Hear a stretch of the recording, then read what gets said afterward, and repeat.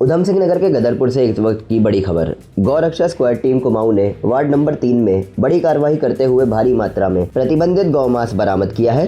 कार्रवाई के दौरान मौके पर मौजूद गौ तस्करों ने खुद को घिरता देख गौरक्षा स्क्वाड टीम पर फायरिंग कर दी, जिसमें इलाके में हड़कंप मच गया। सूचना मिलते ही पुलिस भी मौके पर पहुंची और घेराबंदी शुरू कर दी।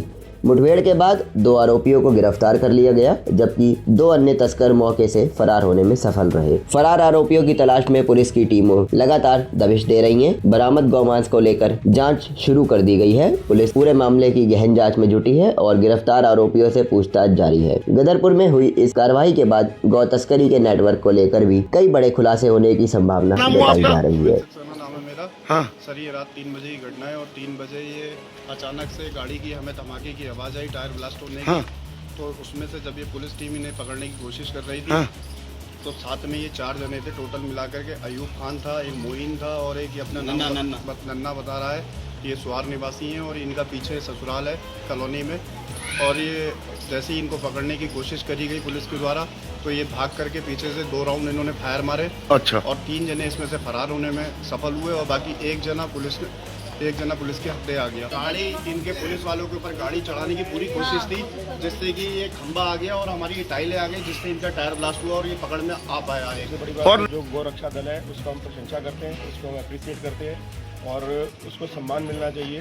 दूसरी बात, मैं ये बहुत बढ़िया आपसे बात कहूँगा और बहुत गहरी बात कहूँगा कि जो हिंदू जब ईद पे जब खाना खाने जाता है किसी घर में, सेविंग खाने जाता है, तो उसको भी सोचना चाहिए ना, क्योंकि ये गौ मांस को जो तस्कर कर रहे हैं खाने वाले तो इसी मोहल्ले के होंगे ना। बिल्कुल। तो किस घर में खाना खाने जा रहे हो आप, क्या उस कटोरे में कहीं गौ मांस तो नहीं खाया गया है? तो पहले आप जब जाते हो ईद मनाने के लिए तो आपको ये चीज़ें सब कुछ ये सामने लेके आते हैं ना ये लोग। भाई ये गाय कटी है, हमारी माता में इसको कहते हैं, ये जाके 50 परिवारों में खाना खाया हुआ है इसके साथ। वो 50 परिवार कौन है? कहीं हमारे जो कार्यकर्ता है या हमारे जो लोग हैं, हमारे जो साथ के लोग हैं, वो उनके घर में जाके खाना तो नहीं खाते हैं। क्योंकि एक बात को समाज को समझना चाहिए और इस समाज को समझ में नहीं आ रहा है कि हम गौ को माता कहते हैं, हमारे लिए वो पूजनीय है और हमारा धर्म उसकी आस्था उससे जुड़ी हुई है। उसके बाद भी ये लोग मानने में नहीं आ रहे। फिर अगर पुलिस कोई कार्य करती है, पुलिस के ऊपर कल फायरिंग हो गई, अगर पुलिस एनकाउंटर कर देती तो ये कहा जाता कि अल्पसंख्यक है इसलिए काउंटर कर दिया गया। जब तुम अपनी हरकतों से बाज नहीं आ रहे हो, तुम जो संविधान है उसको नहीं मान रहे हो, सीधे डंडे से नहीं मान रहे हो या सीधी बात से नहीं मान रहे हो, तो गोली भी चलानी पड़ेगी और गोली माथे पे भी मारनी पड़ेगी। ये पुलिस का सब्र है, उत्तराखंड पुलिस का प्रशंसक है हम कि इन्होंने इस काम को ऐसे संभाल लिया। नहीं तो जिस हिसाब से इनका काम है उसी भाषा में इनको जवाब दिया जाना चाहिए। जब तक भाषा यूपी पुलिस की तरह नहीं होगी कि अगर आप गलत काम कर रहे हो या तो आप ठीक हो जाओ, सुधर जाओ, संविधान के दायरे में आ जाओ, अन्यथा आपको दूसरी भाषा में समझाया जाएगा, योगी जी की भाषा में समझाया जाएगा। ये चीजें जरूरी हो गई। मैं वही कह रहा हूँ ना, पुलिस को अपनी रक्षा में गोली चलाने का अधिकार है। ये पुलिस की कार्यशैली है, मैं इसकी प्रशंसा करता हूँ कि जिन्होंने इतना सब्र दिखाया। और ये इनके अंदर की बात है, क्यों इन्होंने सब्र दिखाया ये पता नहीं, लेकिन हाँ, जब मेरे ऊपर आएगी, मेरे ऊपर कोई चीज, मेरी गोली मेरे ऊपर चलेगी तो मेरे पास पूरा अधिकार है जवाबी फायर करने का और उसको उसकी हरकत का जवाब देने का, क्योंकि संविधान मुझे अधिकार आत्मरक्षा का देता है। और ये तो पुलिस है, पुलिस को चाहिए था कि उनको उनकी भाषा में जवाब देती, लेकिन किस्मत उनकी अच्छी थी कि वो चले गए। लेकिन एक बात समझने की है समाज के लिए कि आपके समाज के अंदर, पूरे हिंदुस्तान के अंदर आप कहीं पे भी देख लीजिए, क्यों गौवंश स्क्वाड का गठन करना पड़ रहा है सरकार को?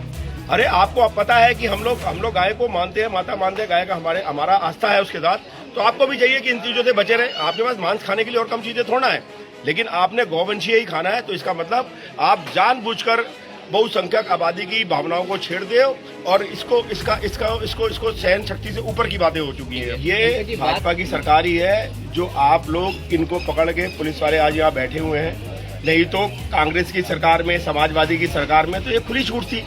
उस समय तो आप जो मर्जी पकाओ, जो मर्जी खाओ, जहां से मर्जी लाओ, जहां से मर्जी खिलाओ, कोई पूछता ही नहीं था।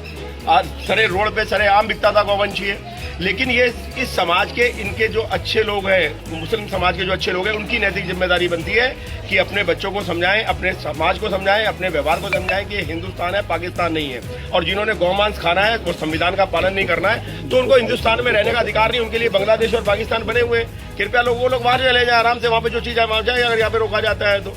लेकिन समाज में अगर आपने रहना है तो संविधान को आपको मानना पड़ेगा और ये समझना पड़ेगा कि हमारी भावनाएं जुड़ी हुई हैं और क्यों ऐसी स्थिति को लेकर आते हैं। आज ये पुलिस के ऊपर फायरिंग हुई, अभी अंदर जाएंगे, गाड़ी अंदर जाएगी और इनके परिवार को परेशानी उठानी पड़ेगी। अरे और काम धंधे कम है क्या?